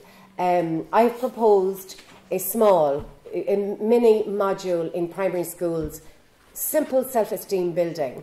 Bullying is a huge issue. We all know about that. I hope none of you are doing any of that online stuff. It's ridiculous. It ruins people's lives. But for students, I don't need to tell you the stories. I've been involved with the families. I've been involved with the girls who make other girls' lives miserable. And lads, I'm not just saying girls. But I got involved in an anti-bullying programme to produce what we call an OK Kids programme, which actually does support early intervention in primary schools, getting children used to just how to behave. So mental health is all our problems, and it starts from an early stage. Thanks, and finally Trevor on mental health. Yeah, well, we've put a lot of work into this area. We have produced a policy document, which I'd say Derek mightn't have read yet, but I'm sure he'll give it a look before the election, about making health better. And this is one of the areas where we've put a particular focus, because contrary to the spin by government, mental health services here in the West are in chaos over the last number of years. That's why we've seen huge marches about the closure of St Bridget's. That's why we've seen psychiatric nurses going on strike. Those community teams that are supposed to be in place to take the pressure off the acute system are not being implemented properly here in the West, and they're not there when people need them. And that's coming from the nurses themselves working in the system. So we've put together quite a lot of proposals, including an extra 35 million being directed towards the community health services, particular focus on the CAMS area that needs extra staffing because it hasn't been connected properly. A new strategy for suicide prevention, Connection for Life, also should be incorporated. We're looking for the rollout of suicide crisis assessment nurses, recruit mental health nurses specifically to liaise with homeless services, reverse cuts introduced to guidance counsellors in schools, because that's another area where younger people are particularly vulnerable. Increase the number of inpatient child and adolescent beds. We have a huge shortage in that area, and only 58 of the 108 that were supposed to have been delivered have been delivered. We want to increase the number of child and adolescent mental health service teams, increase provision for people with mental health difficulties alongside intellectual disability, increase funding for counselling in primary care. Again, the counselling area in primary care is severely lacking, etc. So we have a huge amount of proposals, and I would direct you to our policy document in that area. It is a hugely important area, and we will put proper funding and a focus on it, because there's been a lot of talk about it over the last 5 years. I've heard a lot of the debates in the Shannon with Kathleen Inch, who does say the right things, but when it comes to actually delivering the resources, they're not being delivered. And one of the bigger issues again is around that area of rights, and is it rights-based? Cheers, thank you, Trevor, and thanks. We're getting close to the end now, and we've a couple of, sorry now we're not going to get to all these questions, a lot of them have come through from the audience, very good ones, but and apologies we can't get to them all. One, and I just ask you to keep it if you can keep it brief. Depends on the question. Yeah. How do you plan to deal with direct provision in Ireland? First up, Niall. So I think direct provision is a national disgrace, and it needs to be ended. It also wasn't designed for the huge migration that's happening now as a result of the wars in the Middle East and terrible things happening in the Horn of Africa. And so what we're proposing to do is invest in speeding up the process of giving asylum seekers timely decisions, so that they're not stuck in limbo for 10 years on a pittance, not being able to raise their families properly, cook food for themselves. And so really we need to end direct provision as soon as we can. Derek? One of the things that I managed to achieve in the last year or two was to get a direct provision working group established, which involved all the different stakeholders from the Industry Department of Justice, people who work with the Irish Refugee Council or not the Irish Refugee Council, people from different children's charities to create the working group of the direct provision report. It's extremely long. It's about 300 pages. But it details all of the things that we want to do. It was published about 4 or 5 months ago. What we want to do to make the direct provision system more humane. The most important thing is what Niall has said, is that direct provision is a temporary stopgap decision until you have a decision, place to live, until you have a decision made. We brought in legislation to make that quicker, to get the decision done, and then to get people out of direct provision into the community again. I think that what we've recommended is increased money, increased funding, increased facilities, proper oversight, proper authority, and a better way of doing it so that people are out quickly. I have to give credit to Trevor Clochartaigh. I think after me, he's probably the second most active public representative when it comes to direct provision, and I'm sure he'll have kind words to say about me on the issue too. What was that about short answers? Anne, yeah, I do agree that the amount of direct provision is disgraceful. It's an insult to anybody. But I'll qualify that by saying that people seeking asylum, I have been to some of those countries in Africa you referred to, and I've been to Gambela, the largest refugee camp in the world, taking in the Sudanese refugees, 96% of which are women and children. And the funny thing is that these women and children that come and remain in direct provision, they manage on so much less than we could ever contemplate. That's the strangest thing. And if you or any of you have gone to Africa, you will notice that everybody is smiling and they have nothing. And that's shocking. But anyway, the problem I have is the length of time that it takes to process asylum seekers' applications. It's unacceptable that it takes years. That's my biggest issue with that. Thanks, Anne. Trevor? To frame this as just the issue about the length of time people are waiting for their applications to be processed is absolutely wrong. I mean, it is wrong that it's taking so long, but the actual having people in direct provision is an abuse of international human rights, as I see it. Direct provision needs to be scrapped and replaced with a much more humane system. The other thing that really galls me is the profiteering that happens. The direct provision system costs €53 million a year to run. The Portuguese equivalent costs $1 million a year to run. So you have private operators who were given contracts to run these centres who are making millions, literally millions. Some of them have offshore accounts off the backs of misery of people. And the fact that these people are being kept in a situation where they can't raise their family in a proper way, they can't cook meals for their children, children can't have friends over for birthday parties in their own homes, etc., etc. The fact that children who are supposed to be treated equally in this state, the children in direct provision aren't eligible for child benefit, for example, I think is an absolute disgrace.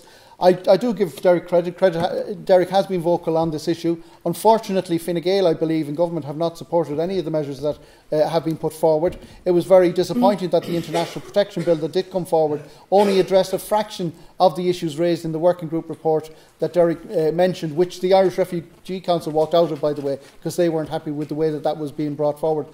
I believe, and a lot of other people have said, that the Magdalene Laundries was a scourge on that generation. I believe that we will look back and see that direct provision was the scourge of human rights on this generation, and it's incumbent on us and the next government to get rid of and scrap direct provision and put in place a much more humane system. Thanks, Trevor.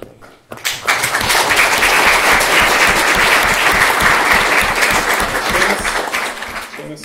Yeah, I agree with both speakers very, very much. I think in a way it's the most difficult problem that's facing Western society at the moment. I'm an internationalist. I believe in the freedom of every citizen on this planet to travel where they want to travel and work where they want to work. And for me, it's one of my core values.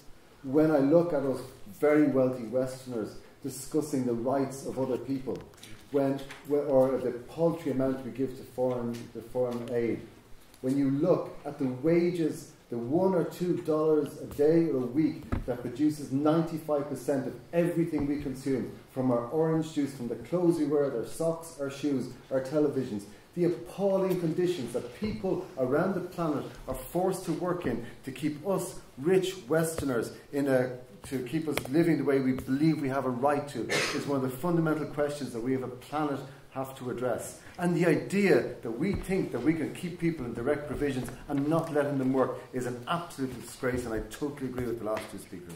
Thanks, Seamus. And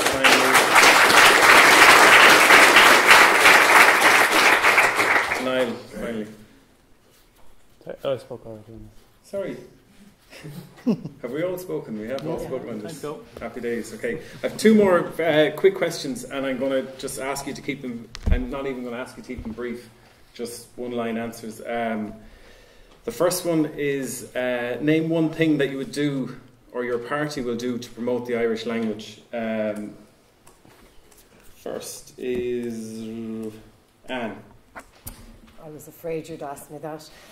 One of my big regrets is that I didn't become fluent in Irish. I have beagán in Gaeilge. I do believe that we need a place for the Irish language. What I would do, I would need to think about that. Okay, Trevor? Well, tasting na Sinsearach don Gaeilge agus don Gaeltachtainn, tasting cóchaiste bún cóchaiste Oireachtas ó híh cuasaí Gaeilge agus Gaeltachta, agus tasting muoine wadnís mú ó híh cuasaí Gaeilge agus Gaeltachta, agus aontaí muide leis na bun-principal atá pobl na Gaeilge sin 8 milliún déag go chaiteachas breise ó híh na Gaeilge agus na Gaeltachta. And we need to all speak Irish on a lot more occasions as much as possible. But we agree with the pobl na Gaeilge recommendations that have been put forward, and we're actually going to bring a few more forward when we bring our manifesto out. Seamus?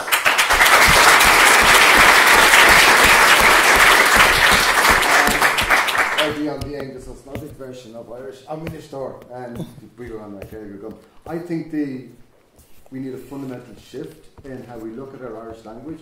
I think the idea of the amount of money we spend, I'm not going to say waste, we spend on all our translations and all our government services in protecting Irish, which is very valid. That's a fallacy, Seamus, in fairness. By the way, I'm just giving a political answer. Would that not be better spent in encouraging Irish to be spoken within our communities and fostering and nurturing it as a native tongue, rather than this kind of state-enforced Irish that we have through education and in policy? That's just a question I'd have for the audience. Thanks, Seamus. Niall?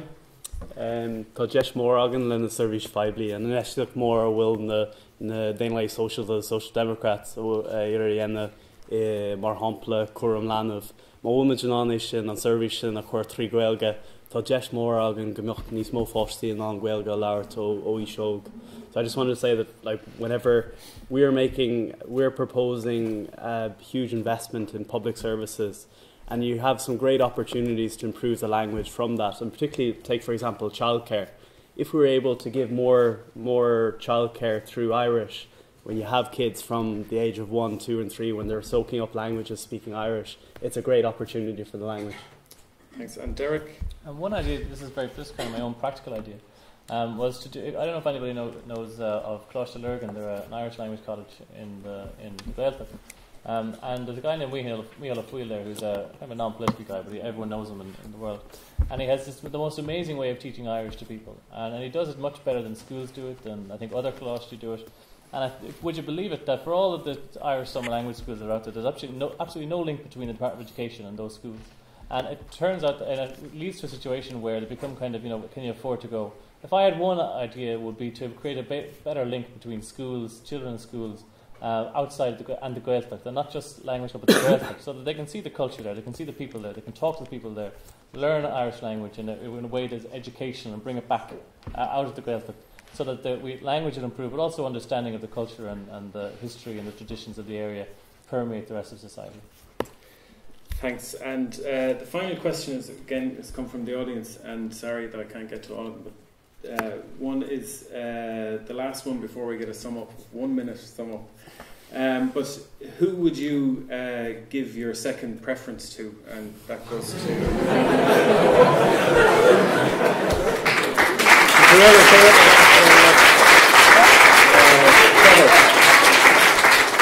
Well, we have a very clear answer on this. We are part of the Right to Change movement, and we are supporting candidates who are also part of Right to Change. So Sinn Féin are asking for number one for ourselves, and then we're asking you to give a preference to those people who sign up to the Right to Change principles as your second and third preferences if they exist. So, and who is that in Galway, Trevor? Well, let them answer that for themselves, I think, is the right answer.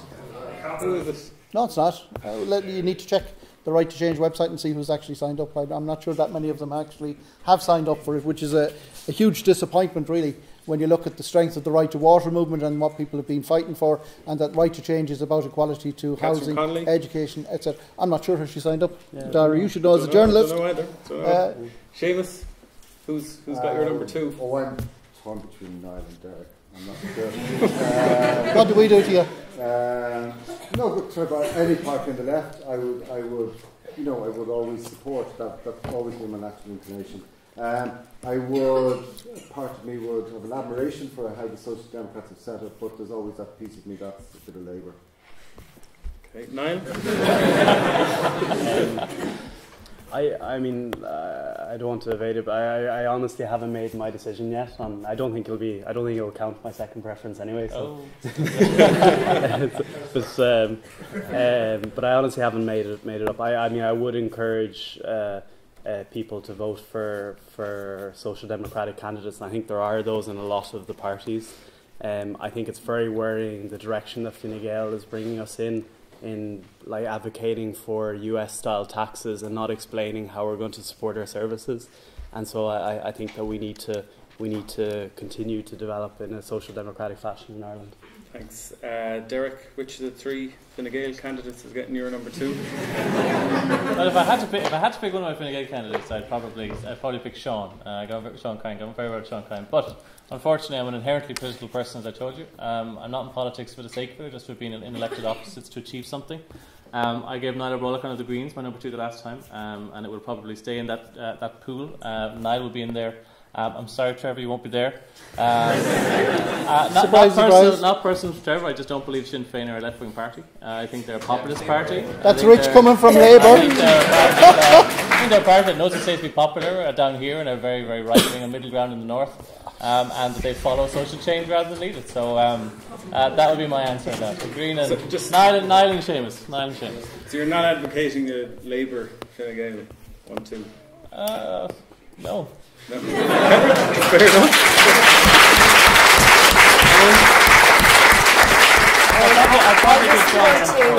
I'll be supporting strong, independent voices who do not want to sit in opposition and oppose everything, but who want to be in government to drive change and speak up for the people of Ireland. Thanks. I know who that will be, by the way, in my constituency. Go on, name them. Well, I will be voting number 2 for Michael Fitzmaurice, because he has proved himself immensely in a short time in government. Thanks very much. That's all the questions for now. We have 1 minute of a wrap-up from each of them, and you can tell them why they should vote for you. And first up, and I mean 1 minute now because we've gone over time. First up is Seamus. Well, why should you vote for me? First of all, I've come to politics not because I'm looking for a job. I have a job, but I believe that there's a role to play in politics. I think it's very honourable that every single person are putting themselves forward here. I think from the way politics has been treated, particularly in Ireland over the last 10 years, has led to a lot of people disengaging with it. As I said earlier, I stand for a clean, healthy environment, for social justice, not just social justice in Ireland, but social justice all over the planet. And I suppose the reason I got into politics, I was questioning, like, should I run for politics? Is it an honourable thing to do? And it was Dara's journalism in the Galway media that said, yes, do you know something? Politics is for me. I'm going to put my head forward. So thank you, Dara. Without you, I wouldn't be running. Okay, we said no bullshit. We said no bullshit. Next up is Niall. Why should we vote for you? I think with all the changes that have happened in politics in the last decade or so, I mean, we're still back in a position where our only choices for Taoiseach, and with respect to Trevor and Jerry, are Enda Kenny and Micheál Martin. And I think that fundamental reform of Ireland and of Irish politics will only happen whenever that changes. I think in the Social Democrats, we've started a long-term project where we want to be in 2 or 3 elections in a position to lead a government and put across a social democratic vision for Ireland. And we hope. I would just ask you to invest your vote in allowing us to build that. And more than your vote, if you like what you hear from us, get involved. We really need people in the campaign to get out and spread the word. And so if anyone would like to help us out and get the word out there and help us win this campaign, I'd really appreciate your support. Thank you. Thanks, Niall. Derek? Thanks. Politics is very hard. It's very, nothing happens in politics. Nothing happens in the Dáil unless you have, 83 votes. To get anything done in this country, to get the marriage equality referendum, you need 51%. To get anything passed in the Dáil, you need 83 votes, you need 51%. It's about getting people to work with you. And actually being willing to go in and actually roll up your sleeves and do the pragmatic thing. And sometimes get a knock on the face for doing so, or getting a bit of a rebuke when you may have to compromise. But I think politics is, if you're not achieving something in politics, if you don't have a record to look back on and say that I'm willing to go in and actually, get a bit of abuse, but achieve it, and then look back over your current years as I do. The economy's fixed, there's people back to work. We passed the marriage referendum equality. We passed the X case legislation. We protected workers' rights and actually enhanced them through the last 5 years. And we increased minimum wage on 2 occasions. Are tackling discrimination on LGBT in schools. That's what matters. And I think if you want somebody if you want a party, because this is a party issue, if you want a party that has real values that go back over 100 years to James Larkin and James Connolly, that will implement them, however, that won't sit in the sidelines and shout and give out and tell you, oh, I could do it better, but by the way, I'm not going into government. Vote Labour and actually make a difference and make a change. Thanks, Derek. Anne? Why vote for Renua and why vote for me? I'm putting myself out, as I said before, as a female candidate because I believe that all of the issues that are the constant banter of politics by a predominantly male-dominated government are best expressed by us. I found a space where I found some courage to put myself forward. I'm asking people, everyone in this room has a mother. Everyone in this room will have a certain degree of respect for their capabilities, not just in the household, but in their multitasking management roles. I believe that if we have more of that in government and on all of these committees, more balance, fine, the gender quotas are great, they'll go up. 50-50 is what we should strive for, equal representation and equal voices. I'm asking you to vote for that. Thank you. Thanks, Anne. And finally, Trevor. Well, contrary to the previous speakers, I don't think the election is a foregone conclusion. Anything can happen yet. And we're calling for a Sinn Féin vote because we want to put the rights of citizens first. That's you and that's all the other people we've alluded to. We have put forward proper policy positions on healthcare. We do want to end the scourge of people on hospital trolleys. We want to put more emphasis on primary care so that people can be treated in their own community. We also want to bring back our emigrants who've had to emigrate due to no cause of their own in many cases, who are still doing that. We also want to build 100,000 social and affordable housing units to take the pressure off the whole housing sector and also to alleviate the pressure on those in homelessness services. Over the last 5 years, I have stood up and I've been a very strong voice on behalf of travellers, of people in direct provision, of people from rural communities, on behalf of our emigrants, on behalf of the unemployed. We're very much a grassroots party. We're a citizens-based party. We put the citizens before ourselves and the vested interests. Our heads won't be swayed by the bankers and the developers and the policy gurus at a national level. We'll be there to put your rights first, and that's why I think you need to vote for Sinn Féin. And who knows, why not have a Sinn Féin government next time around? And the other, obviously, greater vision we have is for a united Ireland. And I haven't heard anybody mention that yet, that we would like to see unification on this island, and it'd be interesting to find out where the other candidates stand on that on another occasion as well. Thanks, Trevor.